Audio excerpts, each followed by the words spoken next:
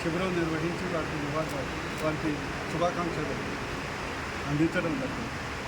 ఈరోజు నరేంద్ర మోడీ గారు 75 సంవత్సరాల వయసులో కూడా నవ యువకుడిగా 24 గంటలు భారతదేశాన్ని అమృత్సర్లో అగ్రగామి దేశంగా ఏర్పాటు చేయాలని తీర్చిదిద్దాలని 24 గంటలు పనిచేస్తున్నటువంటి వ్యక్తి మన మోడీ గారు.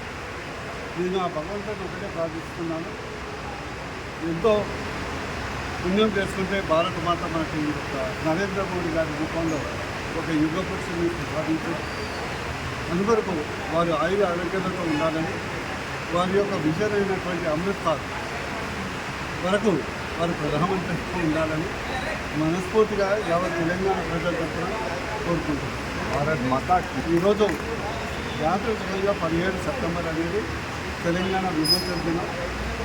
దేశానికి 15th ఆగస్టు ఎలాగో తెలంగాణ ప్రజలకు 17th సెప్టెంబర్ అలా.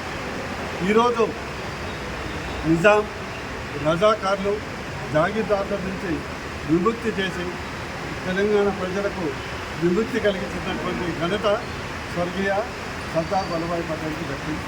వారికి కూడా మేము నివాళులు అర్పిస్తున్నాం. అదేవిధంగా ఈరోజు విశ్వకర్మ జయంతి కూడా, విశ్వాన్ని సృష్టించిన విశ్వకర్మ జయంతి నాడే విశ్వగురు మోడీ గారు పుట్టడం కూడా విశేషం.